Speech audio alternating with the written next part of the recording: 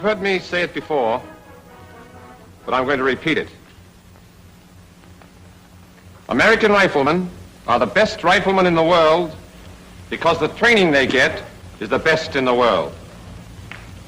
You've begun that training with the sighting and aiming exercises, and you're ready now to go on to the next step.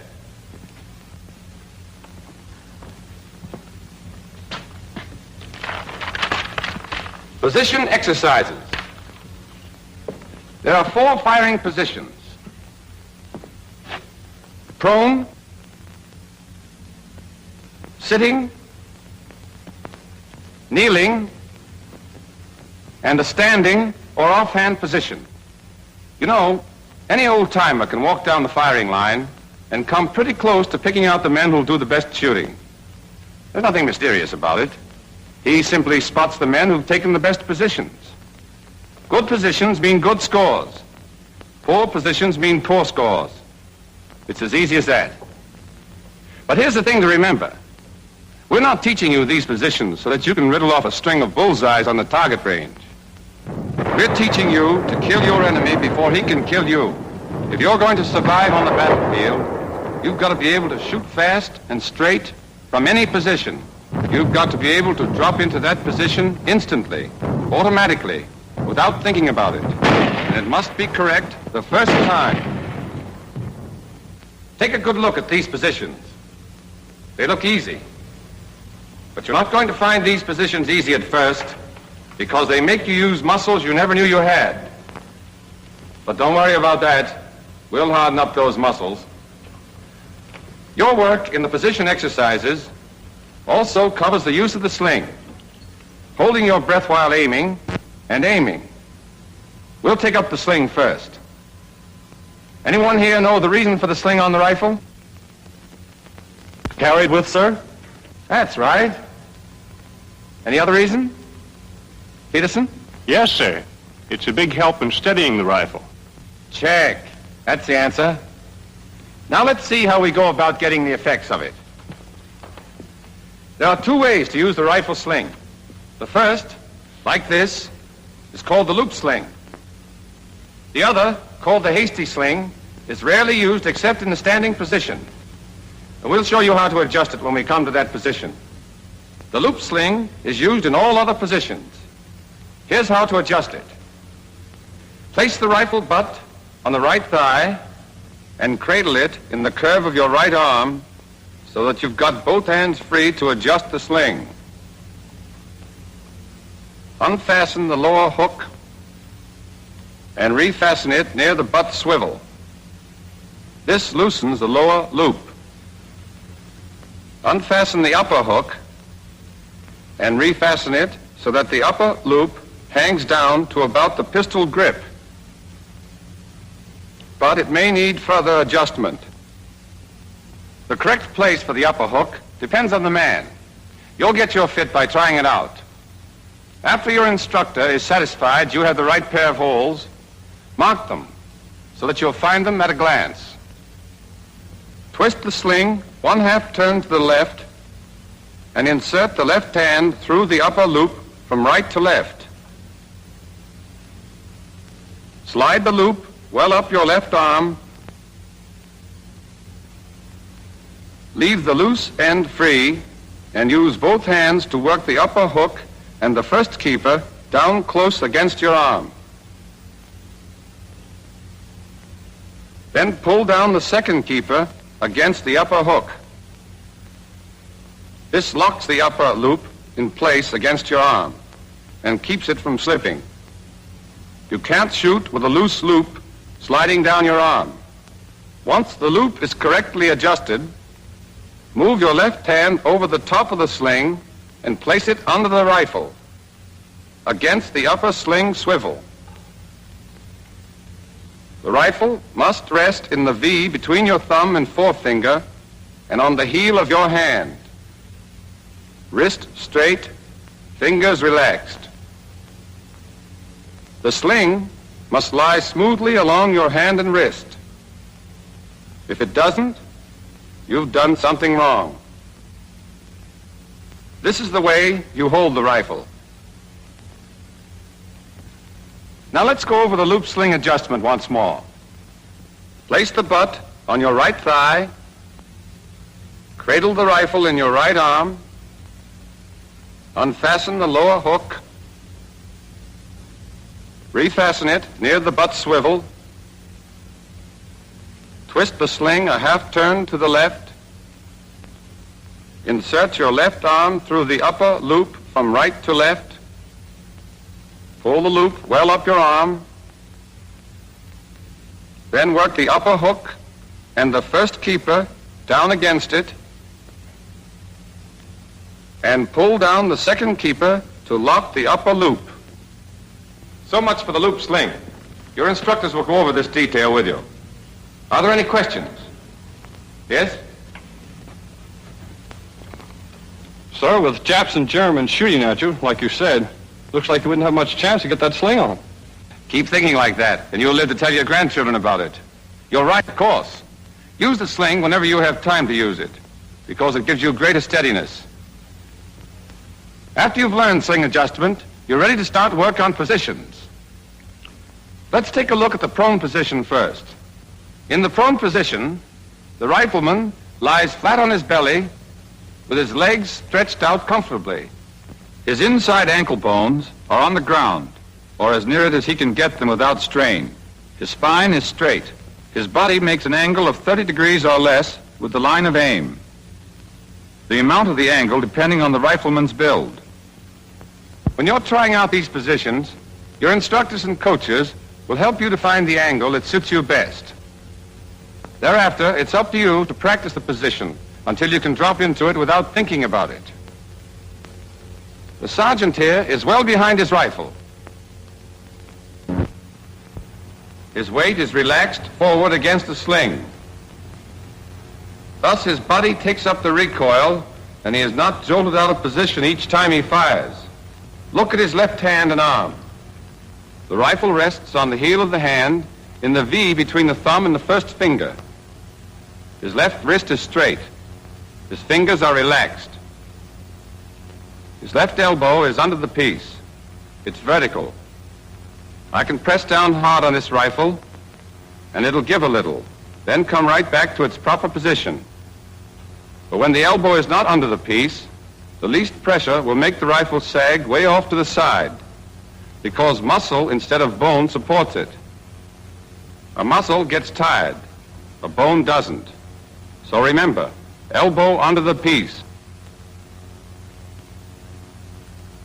Now look at his right arm and hand. His right elbow is a little forward of his right shoulder. His right upper arm makes an angle of about 45 degrees with the ground. His shoulders are about level. The rifle fits into the hollow of his right shoulder. That's important. Raise your left hand and feel that hollow in your shoulder. Curl your shoulder forward, and the hollow is still more pronounced. Now look at Sergeant Higgins. See how snugly his rifle fits into that hollow? I don't want to see anybody in this company trying to shoot with a rifle on the point of the shoulder here. All that will get you is a sore shoulder. And that means flinching. And flinching means poor shooting. Grasp the small of the rifle stock firmly with your right hand. And get this. Put your thumb across the stock or on top of the stock, never alongside the stock. With your thumb in the right position, you've got a firm purchase for your trigger squeeze and a good support for your cheek. The finger goes inside the trigger guard against the trigger, and the finger is clear of the stock. You can use any part of your finger from the tip to the second joint to squeeze the trigger. What seems natural and comfortable to you will probably give you the steadiest squeeze, and for that reason is the best. Press your cheek firmly against the stock and on your thumb. Let your neck muscles relax and hold your head so that you're looking not out of the corners of your eyes, but straight ahead with your eyes level. That's the correct prone position. It varies a little with each man depending upon his build, but there isn't much difference. You'll soon discover the exact position that suits you. From there on, it's a matter of practice. You will have targets to aim at in all of your exercises. Every time you get into position, align your sights on the target. A good soldier does this instinctively. He never even thinks about it. Here's something else. When you take any of the correct firing positions, you will find that the rifle aims naturally and without effort at some one point. If this point is not on the center of the target, move your whole body till the line of aim is the natural line. There's a good way to tell if your body is lined up correctly. After you're in position, close your eye and relax. Then when you open it, if you're on the center of the target, you're okay. If not, shift your whole body. If you shift the rifle independently instead of your body, you'll be in a strained, uncomfortable position. And no man can shoot his best when he's fighting his own muscles.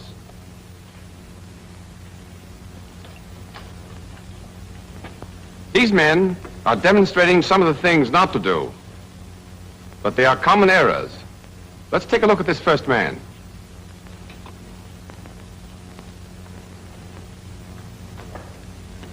His body is at too great an angle with a line of aim. Now he's behind the rifle, as he's got to be. Look at this man's right elbow. It's too close to his body. He's unsteady. His left hand's too far back. And he's got his thumb alongside the stock. Now he'll assume the correct position.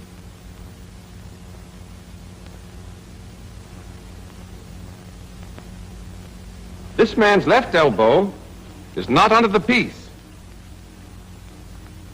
They'd have a devil of a time staying on the target. Errors like this stand out plainly. Others are not so easy to pick up. When you're acting as the coach, keep a sharp eye on your pupil. When he's wrong, show him where he's wrong and why. Then make him take the correct position so the point will be burned into his mind. Don't forget, when you take the prone position correctly, the muzzle will automatically drop back on the target after each shot. This saves time. And in battle, a few seconds are enough to settle the argument between you and that guy on the other side. Now, the sandbag rest position is just like the prone position, except that a sandbag is used to support the left forearm, wrist, and hand. The pupil takes the correct prone position and aims at his target. The coach then manipulates the sandbag until it is slightly higher than the back of the pupil's left hand. The coach punches the sandbag with his hand until he gets a perfect fit. This is the coach's job. The pupil can't do it for himself. Next, he faces the pupil, straddles the rifle barrel, and slides the narrow side of the sandbag against the left forearm so that it supports the forearm, the wrist, and the back of the hand. Only the back of the hand rests on the top of the sandbag. It's a common error for beginners to rest the rifle on the sandbag, but it won't work. The sandbag supports the forearm, wrist, and hand. Now Sergeant Higgins is going to show you the sitting position, which is a good one in high grass, brush, or on sloping ground. For the sitting position, you'll usually have to make your sling 2 holes shorter than for the prone position. Your body faces half right from the target. As you sit, spread your feet apart. Farther apart than your knees. And brace your heels firmly. Get your toes down, flat on the ground, if you can get them there, and relax your ankles. Keep your knees straight up, not bow-legged. And keep them fairly low, about 10 inches off the ground. The point is that you've got to get the back of your left upper arm firmly braced 3 or 4 inches down on your left shin. In this way, with your left elbow under the rifle, where it belongs, the weight of the rifle comes straight down on your leg. Hold your right hand and arm, as you do in the prone position, against your right knee so that your right shin bone forms a block for your upper arm. Lean well forward from your hips, not your waist. Keep your back straight and your weight forward. Don't rest your elbows on your knees. You'll wobble. Your elbows will roll around. No man can shoot in a position like that. Get your arms well down on your legs, several inches. Remember that left elbow. Keep it under the rifle. Now you've got a solid, steady position, and you won't be knocked off balance by the recoil. That's the normal sitting position. It's the best one, and it'll be used in this company. We may have a few men of exceptional build who are not suited to it. Heavy men may have to use the crossed ankle position.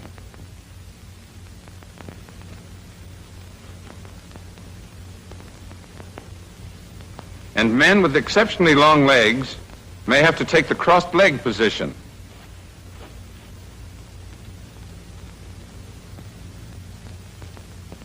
But your platoon leaders will decide which men, if any, are to use these alternate positions.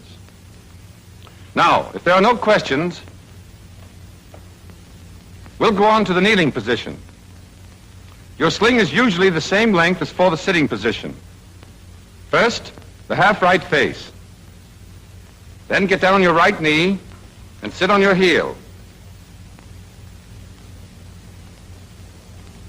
so that your top of your foot is flat on the ground. It takes practice, but you can do it. With your heel inclined toward the target like this, your foot helps to brace you against the gun's recoil. Don't sit on the inside of your foot. Rapid fire would make you bob around like a cork.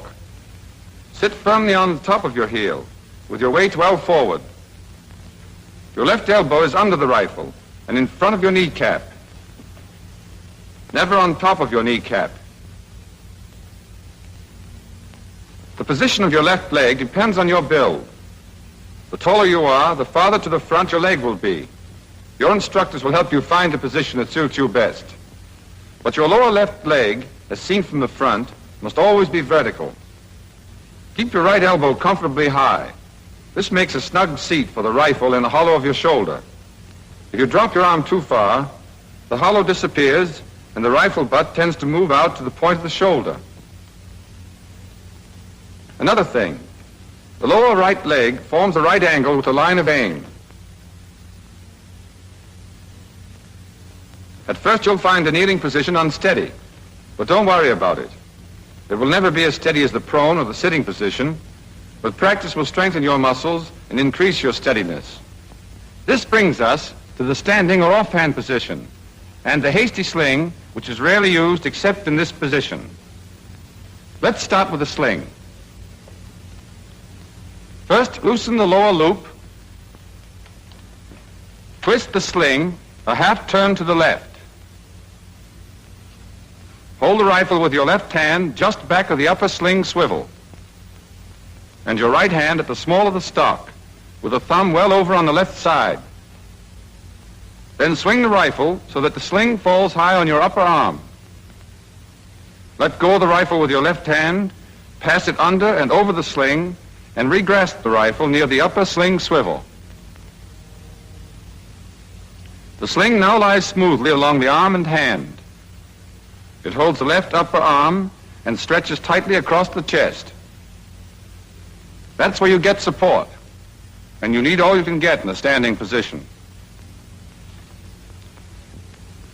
Adjust your sling for a tight fit. Your instructors will help you. When you get it right, mark it. All right, Sergeant, let's see that again. Here's how to take the standing position. Face right until you're almost at a right angle to the line of aim. Place your feet about 1.5 feet apart. Keep your body erect and well balanced. As you raise your rifle to firing position, fit the butt into the hollow of your shoulder, but higher than in the other position. High enough so that part of it can be seen above your shoulder from the rear.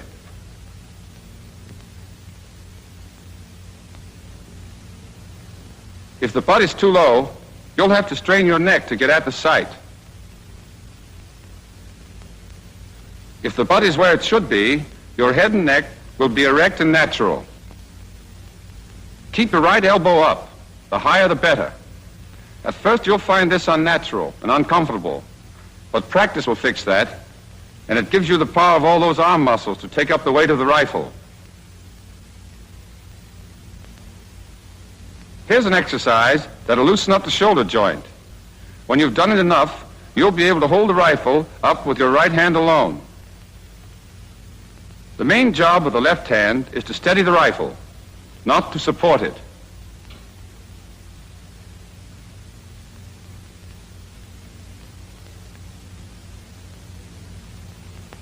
Keep your left elbow well under the rifle, and the left hand as far forward as you can get it without strain or discomfort. At best, the standing position is unsteady, but you'll have to use it on the range, and you'll have to use it in battle. So it's up to you to make the most of it, and that means plenty of practice. Nearly every recruit gets a brilliant idea of how to overcome this unsteadiness. He pulls his left arm back against his ribs, balances the rifle delicately on his thumb and 2 fingers, and blazes away. But that doesn't work, does it, Sergeant Higgins? No, sir. There's only one right way to hold the rifle in the standing position, and the sergeant is showing it to you right now.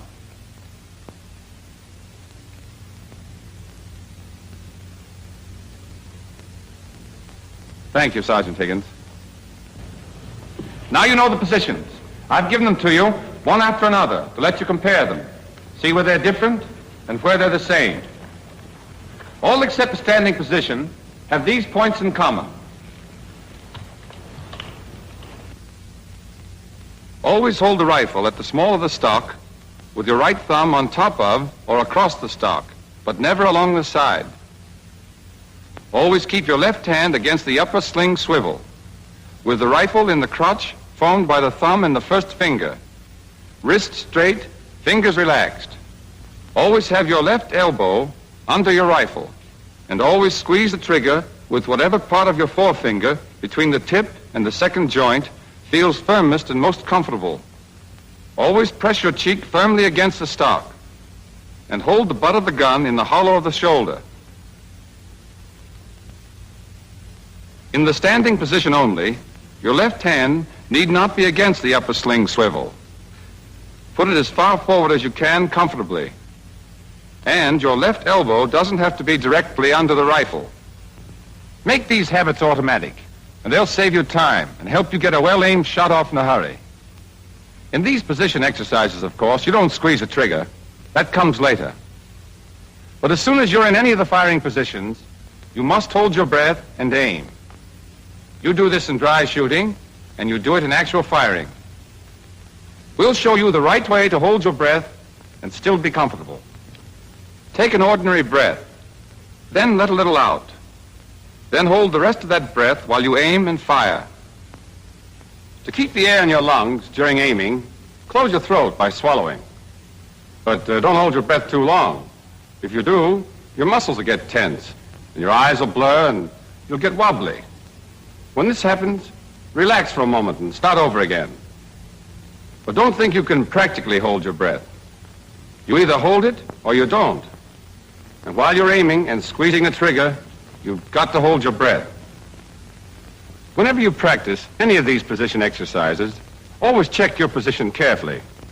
Close your eyes and then open them and see if you're on the center of the target. You must always have a target. Then hold your breath and aim. When you're coach, check your pupil carefully for all these points. Helps them. And it helps you, too.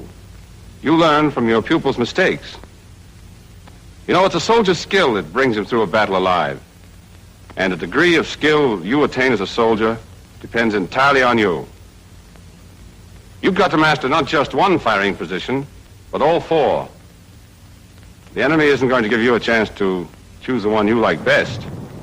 You may be standing in a foxhole with your elbows on the parapet, or behind a tree, or a wall, kneeling in a shelter, or heavy undergrowth, sitting in a sniper's post, or in a field.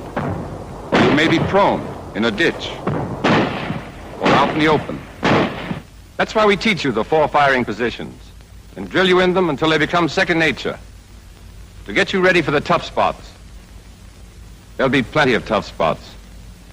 And when you get into one, your whole job will be to get your shots off fast and hit what you're shooting at. So work on the firing positions now while you can. Later on, you'll be mighty glad you did, because you'll get your enemy before he gets you.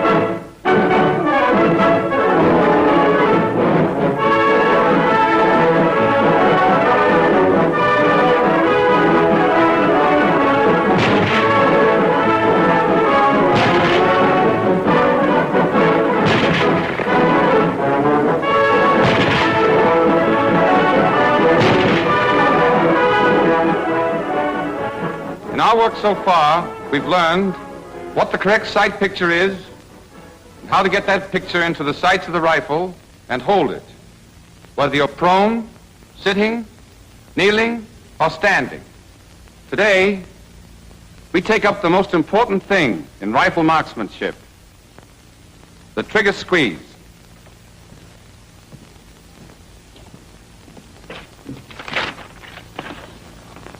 By that term trigger squeeze, I mean the process you go through to bring your trigger back and fire your rifle.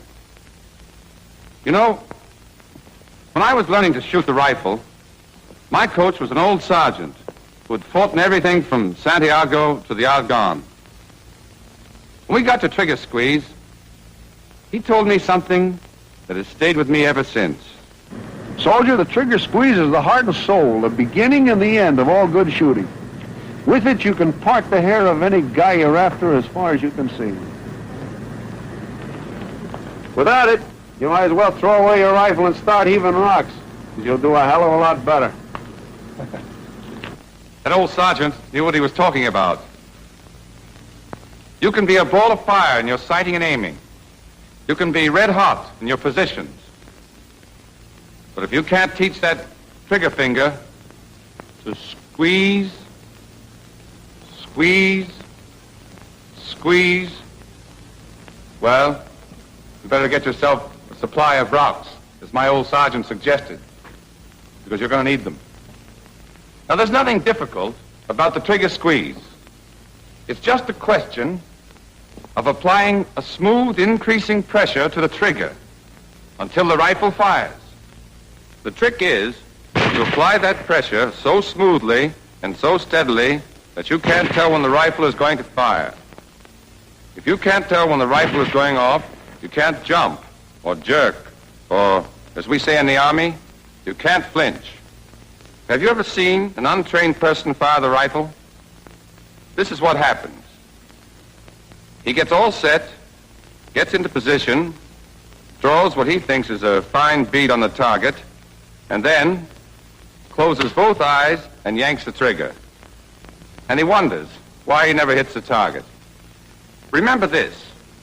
It's instinctive, natural, for every one of us to close both eyes and tighten up when we fire a rifle, if we know when that rifle's going off. But when you do that, you spoil your aim. You not only miss the bullseye, but you may miss the whole target.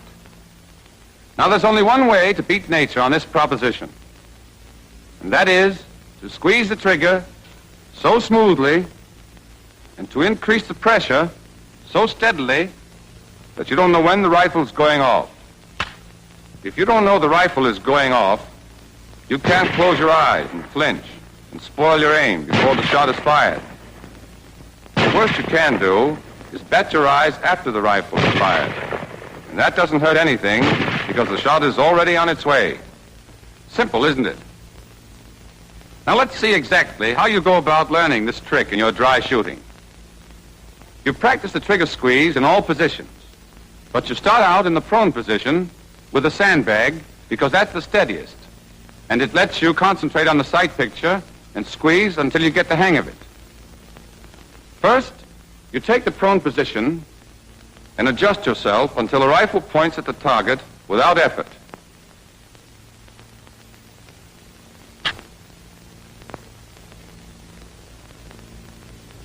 Then the coach fits the sandbag.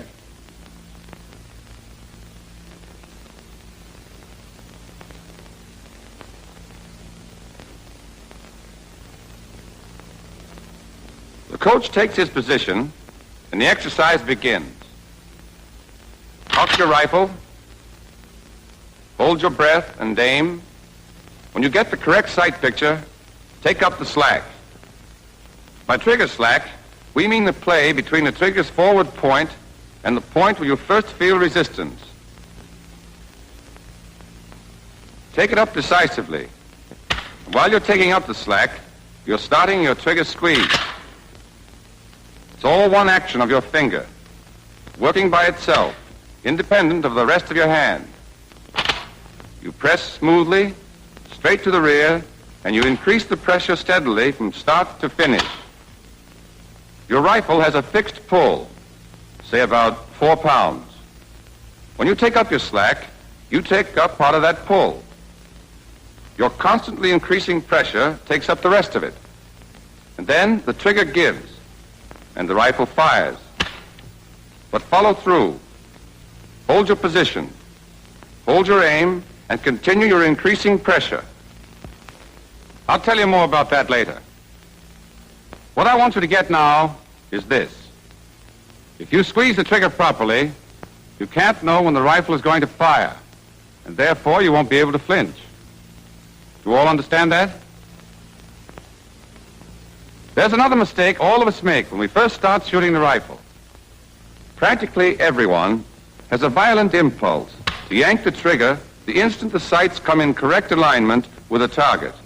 The beginner is tempted, particularly in the kneeling and standing positions, where the unsteadiness is marked. Your sights move a little, side to side, up and down. Finally, they come to bear exactly on the bull's eye. So, at that instant, you jerk the trigger. And this is what happens. You literally jerk your rifle clear off the target. You may not see it, because both of your eyes will probably be shut tight and your muscles taut and braced for the shock. But whether you see it or not, the result is the same. A wild shot. There's only one way to get hits, and only hits count on a battlefield. And that is to squeeze the trigger. Now, you've seen what happens when you jerk the trigger instead of squeezing it. I'm going to show you why it happens. Let's assume that I'm shooting at a target 500 yards away.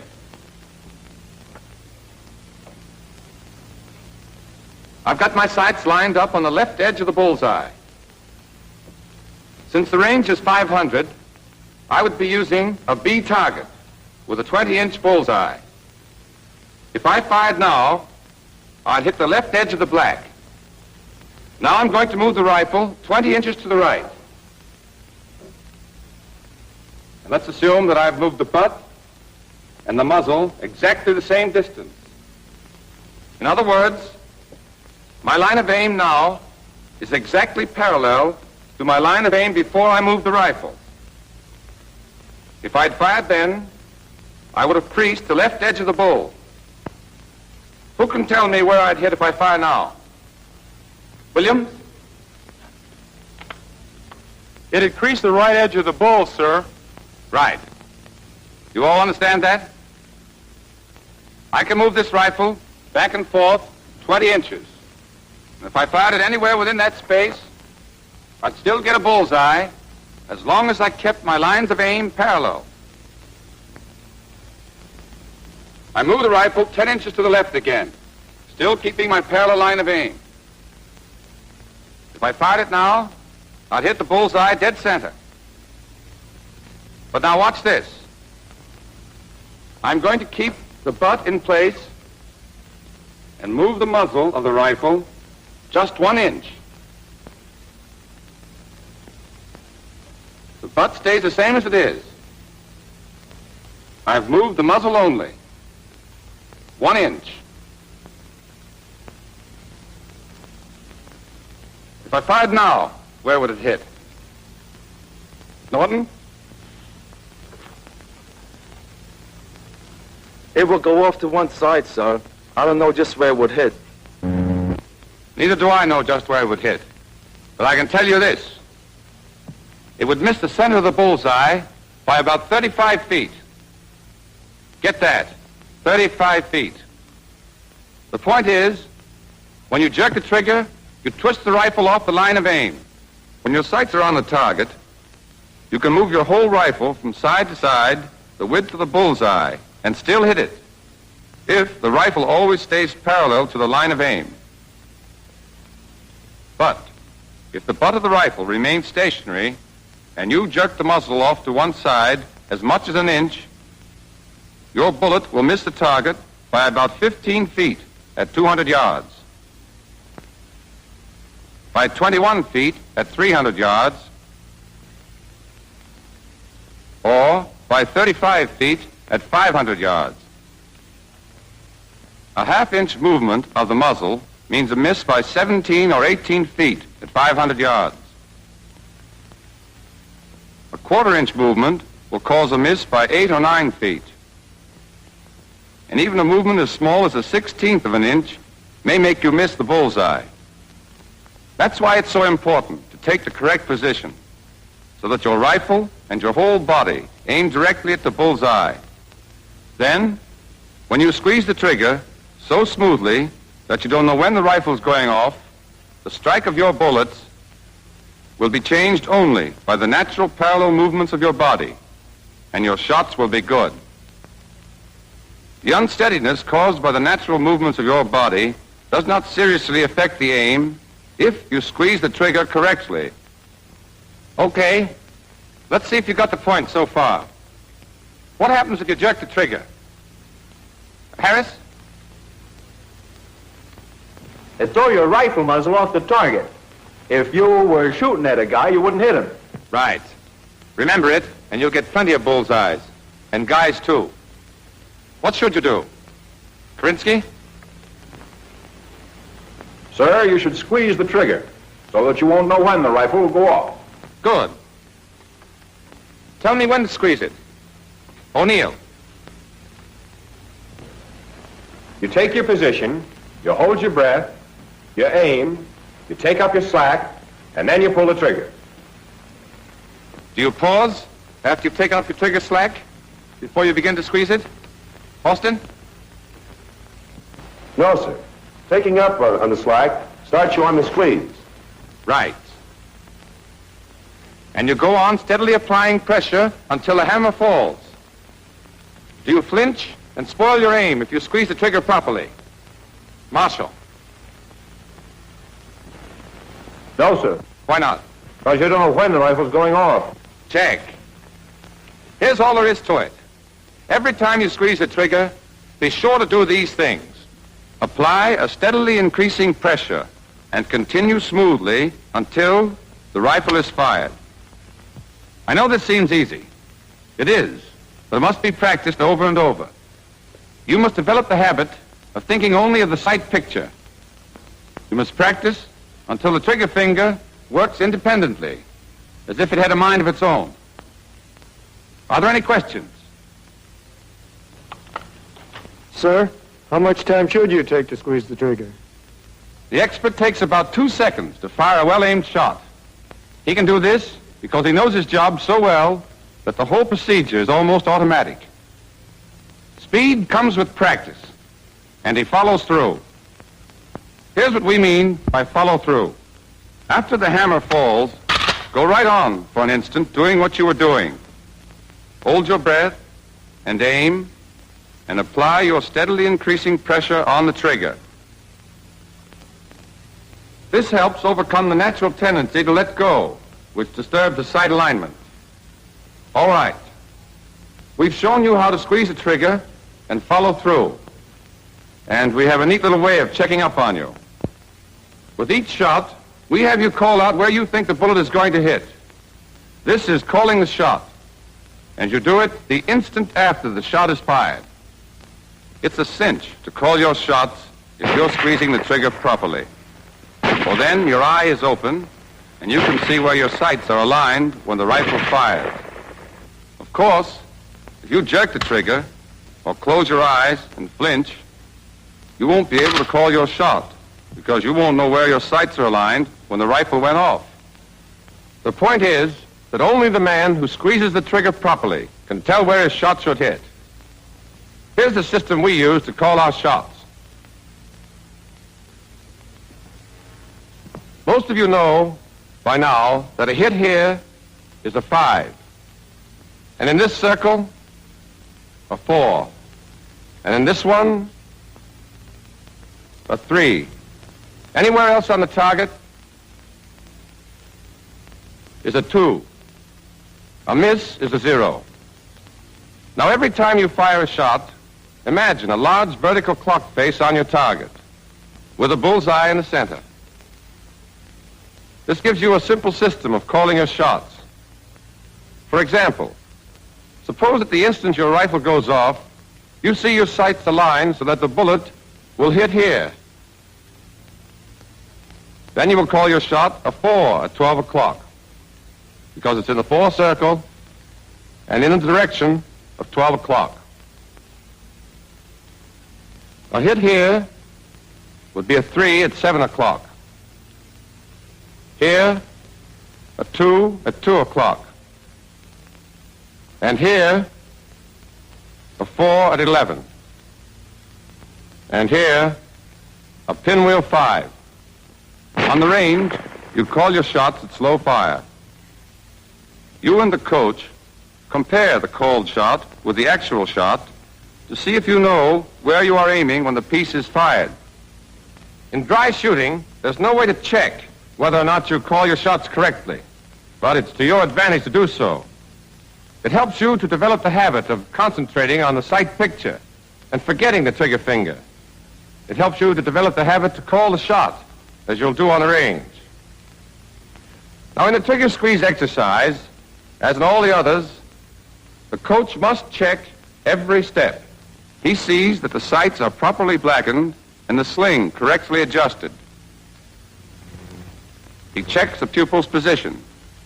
If it's wrong, he tells him why and corrects it.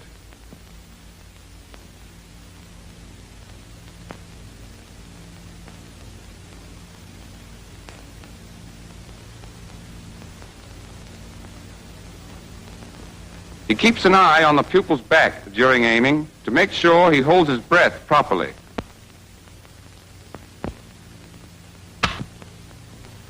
He sees that the pupil takes up the slack and squeezes the trigger properly. He watches his eye to make sure he does not blink.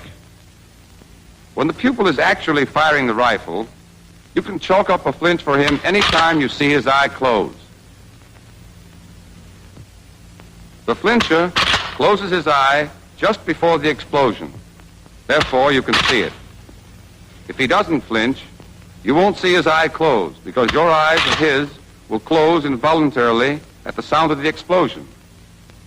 Are there any questions about anything we've covered today? Okay. You're going to hear these things over and over again from your coaches, your squad leaders, your platoon leaders, and me. You're going to hear them and practice them until they become so much a part of you that you couldn't forget them if you wanted to. If you acquire these correct habits in your preparatory work, you'll find that the actual firing on the range is as simple as shooting fish in the kitchen sink. To be a good shot, you must dry shoot or squeeze off 100 or more shots for every round fired, and with as much care. Remember, skill in squeezing the trigger correctly is the best life insurance you can get.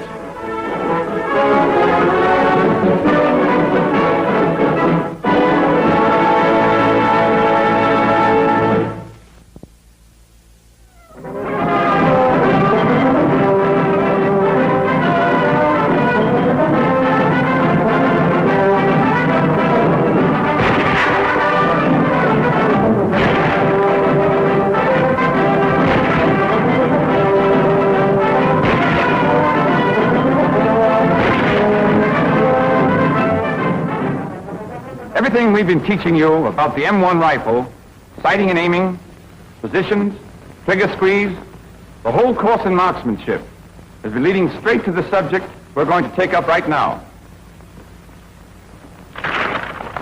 Rapid fire exercises. But let me warn you right now about that word rapid. It does not mean taking just any position, or hurrying your aim, or jerking the trigger. It does not mean spraying bullets all over the landscape.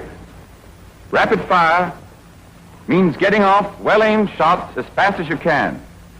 It means firing as fast as you can fire accurately, no faster. The measure of your effectiveness in rapid fire is not shots per minute, but hits per minute.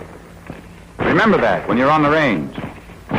And remember it when your target is a Jap or a German who's just as anxious to kill you as you are to kill him. Keep calm and hit what you're shooting at. Suppose you're in a supply detail that runs into an ambush. You've got to drop into position and get your shots off fast. But they won't do you any good unless they're well-aimed shots. Or suppose you're in a defensive position. All of a sudden, your enemy's in close, charging you from all sides. Your first impulse is to start blazing away wildly. You must not. Keep hold of yourself. You've got to shoot fast, but you've got to make every bullet count. Don't lose your head, even though hell's breaking loose all around you. Stay cool and shoot straight, and you'll live to tell your girl about it.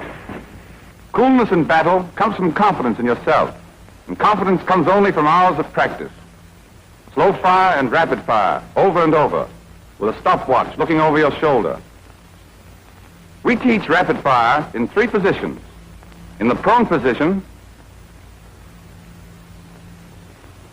and in the sitting position, which are the best, and the kneeling position. The kneeling position's none too steady, but there are times when it comes in handy, and you'd better be ready for just about anything. We don't teach rapid fire in the standing position, however. It's not worth it. In the standing position, you're not properly balanced for accurate aiming at high speed. The first thing you've got to learn in rapid fire exercises is getting into the right firing position in a hurry. You're allowed to choose the position you're going to take and to mark it. For the prone position, drop to the ground, get set, and line up your sights on the target.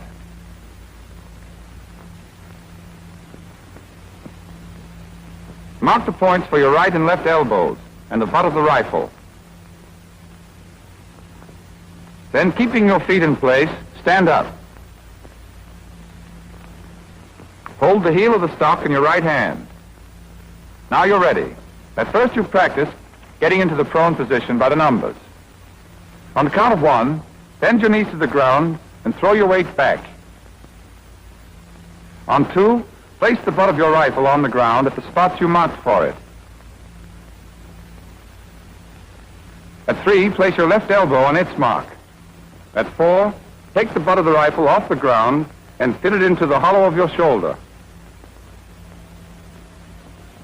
At 5, return your right hand to the small of the stock and drop your right elbow to the ground on the spot marked for it. Now immediately line up your sights on the target. Hold your breath, aim, take up the trigger slack and squeeze off the shot. Now if your position is right, your rifle will naturally fall back on the target after each shot. And you can fire a whole clip with only slight pauses between to get your sights in perfect alignment. At first, you'll practice by the numbers, so that your coach and instructors can check the accuracy of each position and movement. Take it by the numbers once more, Sergeant. Yes, sir. Ready position. 1, 2, 3, 4, 5. Once you've learned it by the numbers, you'll practice against time, so that you can check your progress, see how you're going. We start you slowly and speed you up gradually until you can take your position, aim, and get off your first shot in 9 seconds. Here's how it goes in dry shooting. Watch how smoothly the 5 steps flow together into one continuous motion. Go ahead, Sergeant. Lock, Camelite load. Ready on the right. Ready on the left.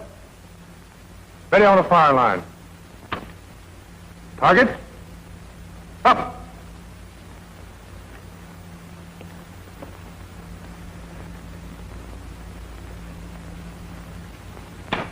Time.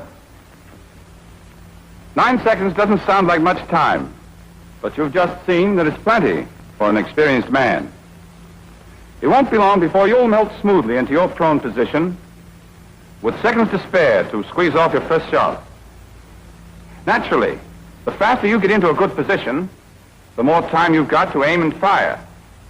So, slip into position, and then take your time to get an accurate aim and a careful squeeze on that trigger. A near miss in 7 or 8 seconds is no good. What you want is a bullseye in 9 seconds. Try to get a smooth flow in every movement as you drop to the ground. Think of how it would look if every move were made very slowly. Target. Up. 1. 2. 3. 4. 5. Now hold your breath and take a careful aim. 6. 7. Squeeze slowly and steadily on that trigger. 8. Time. Every one of you can do it as easily as that if you remember this one point. Do it as fast as you can do it right. Never hurry your aim or your trigger squeeze. Now for the sitting position. First, take the correct position and try it out to be sure the rifle points naturally at the target.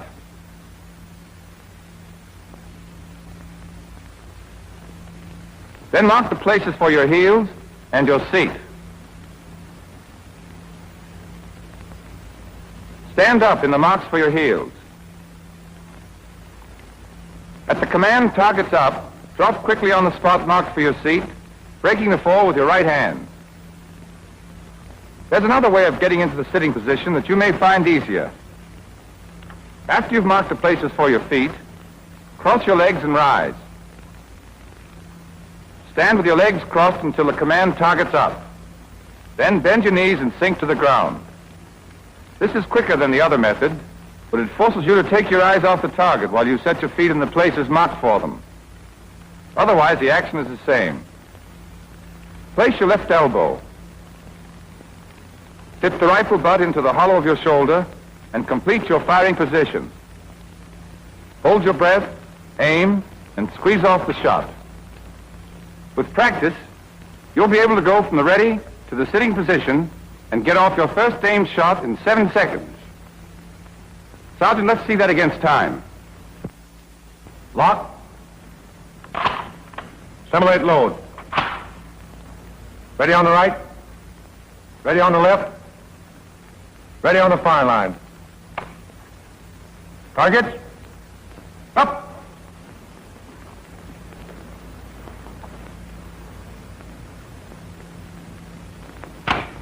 Time.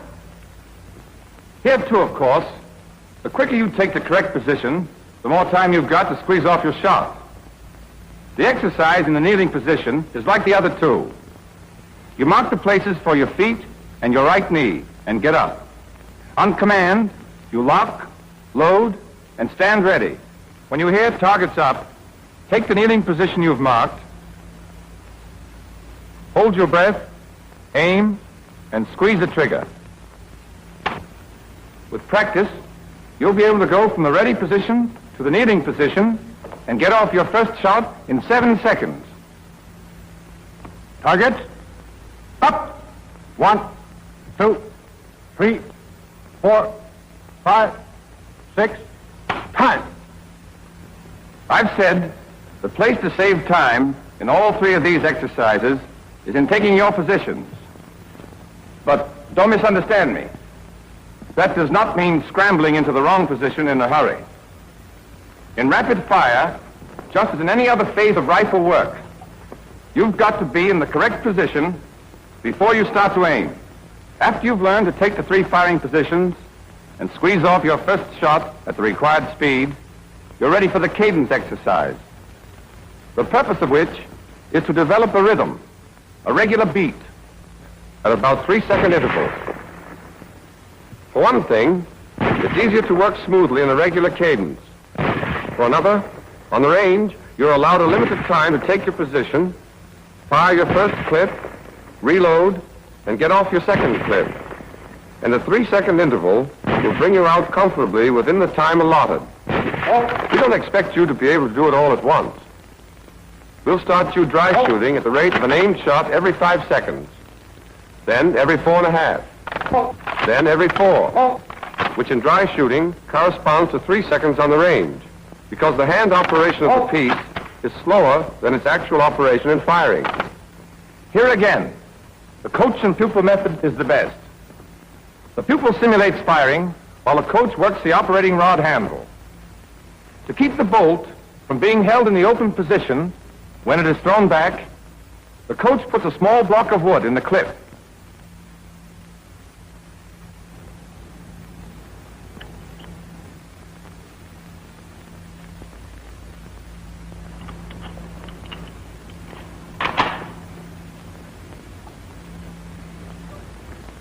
There are several other ways to get the same result, but in this company, we find this method the easiest and the best. Your squad leaders will have a supply of these blocks and will issue them when they are needed. Let's take the exercise at 5-second intervals. Hammer down, coach is ready. Go. Go. Go. Go.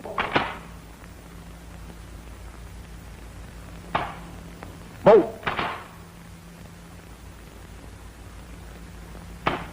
Go. As I said before, in these exercises, the coach is just about as important as the rifle. In the cadence exercises, when he forces back the operating rod handle, he acts as part of the rifle. In doing this, he must not lean against the handle. He strikes the handle sharply and immediately removes his hand so that the bolt can snap back into position. It's a good idea for the coach to wear a glove or wrap a handkerchief around his hand. Strike that operating rod handle a couple of hundred times if you want to know why. Notice that the coach strikes the handle only when the command bolt is given by the instructor. But notice, too, that the command is given whether or not the rifleman has squeezed off his shot. If the pupil is late, the coach does not operate the bolt, but waits for the next command after the pupil is fired. You'll do this exercise a minute at a time, in the prone, then in the sitting, then in the kneeling position, gradually speeding up the cadence until you're proficient. In cadence exercises, be sure to take the correct position so that your sights return automatically to the aiming point after each shot. Keep your eye constantly on the sight picture and squeeze that trigger with a steadily increasing pressure until the hammer falls. Then keep your finger on the trigger for the next shot. Yes, I'll say it again. It's constant drill in speed and accuracy that makes the expert rifleman. But even constant drill won't do you any good unless you make each movement right every time. After you've learned to fire in cadence, you'll move on to 2 exercises in simulated rapid fire. For the first of these, you'll use a clip with a wooden block.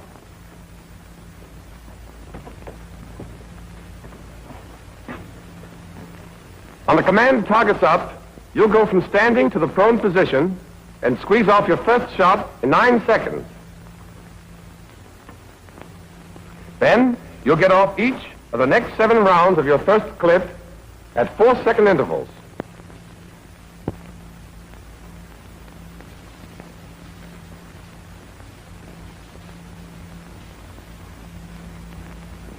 But there won't be anybody to call off these intervals for you.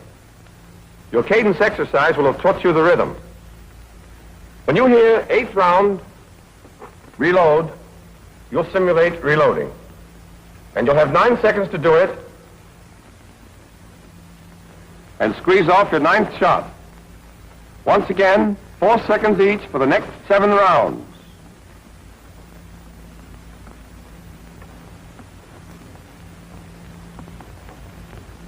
When you hear last round, you'll still have 5 seconds extra before the command cease firing.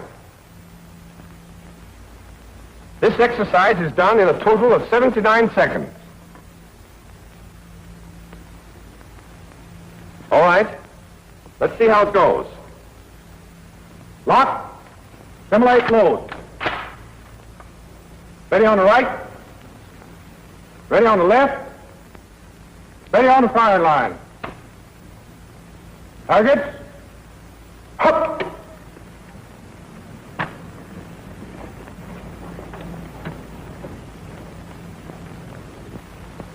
Good. First round. The first shot should be fired in the first 9 seconds. You've got 4 seconds for each of the next 7 shots. 4. Ha. 6. 7. Your 8th shot should be off by the time you hear this. 8th round, reload. Remember, you count your own shots. If you fired the 8th round before you hear reload, you don't have to wait. Reload immediately. 10. 7. 12. 13. If you keep your fire rhythmical and steady, you'll get off your last shot just as it's called. 15. 16. Last round. If you don't, you still have 5 more seconds to finish up without hurrying. Firing. That's your first exercise in simulated rapid fire. But before we go on, there are several things I want to point out. In all of your rapid fire exercises, be sure to count your shots aloud, as you heard Private Oss do just now. By counting the shots, you know exactly what's left in your clip, and you're ready to reload when you should, which saves time. But there's another reason. You've got to use the air in your lungs to call the number. And that forces you to breathe at just the right time. But don't get the idea that counting aloud is just a training exercise. You'll call the numbers out in battle, too. And your reasons for doing it will be the same, but a whole lot stronger. In combat, knowing when to reload will save more than time. Getting caught with 1 round in your rifle when the enemy is coming at you is as good a way as any to put an end to your career. When you're firing, keep your eye on the target all the time. Don't look away. If you squeeze your trigger properly, the recoil will jerk your head up a little, but it'll fall back with the rifle. And when you have to look away to reload, be sure you get back on the right target.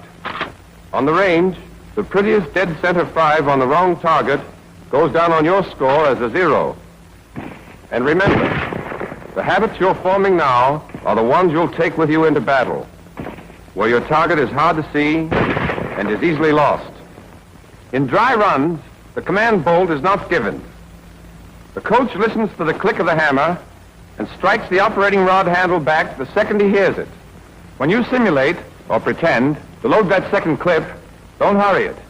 If you do, you'll only cheat yourself out of some valuable training. Don't do it as Private Oss is doing it now.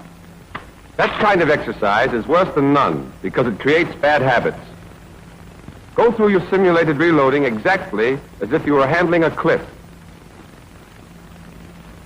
A fumble in reloading when you're firing for record would knock your score into a cocked hat. That's your first exercise in simulated fire, and you'll practice it in the prone, sitting, and the kneeling positions.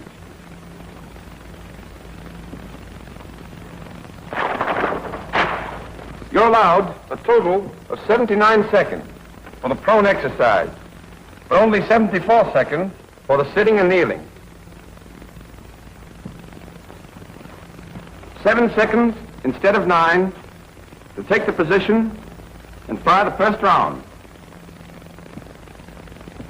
8 seconds instead of 9 to reload.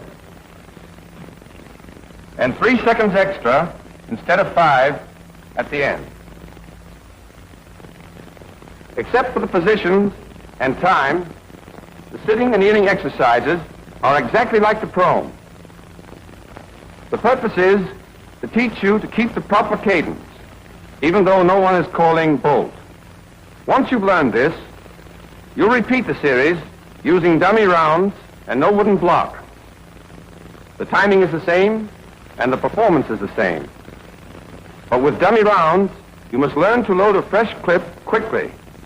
And that's a trick in itself.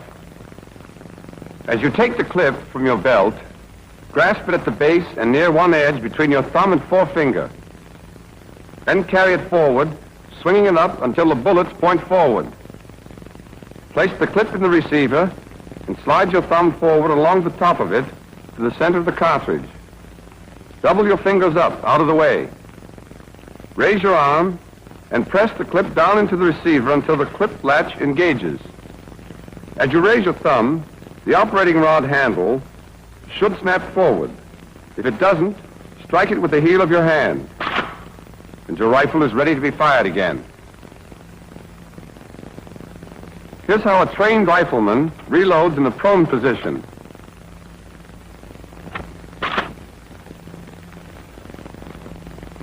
In the sitting position,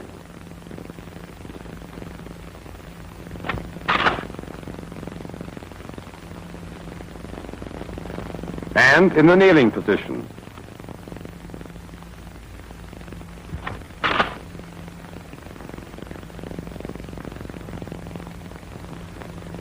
When you first do these exercises, you'll feel that 79 and 74 seconds are going to rush you. But there's plenty of time to get off those 16 shots. So don't try to beat the clock. That won't help you score. When you get on the range, you're scored on your hits. Don't get buck fever. The stopwatch is important, but don't let it push you around. Don't be in such a rush that you spray bullets all over the target. If you're going to shoot wild, you can get all your shots off in 30 seconds. But don't do it. When a recruit does, and then turns and finds an old timer beside him, just loading his second clip, well, he feels like a fool. Take it easy. There's no time to pick daisies, but there's plenty of time to fire 16 shots and get 16 bullseyes. And remember, even 12 bulls are better than 16 threes. So don't get excited. Slow and careful. That's the rule that brings in the high scores on the range. And it's the rule that mows them down in battle. Up to now, we've been discussing the pupil and what he does. Now let's look at the coach. In rapid-fire exercises, he's got plenty to do, and not much time to do it in. In addition to his other duties you already know about, he makes sure the pupil takes his position quickly and without waste movement. That he takes up the trigger slack with one decisive action and squeezes the trigger correctly. 1, 2, 3, 4. That he breathes after each shot. 1, 2, That he keeps his finger on the trigger. 2, 3. And that when he reloads from the belt, he doesn't fumble.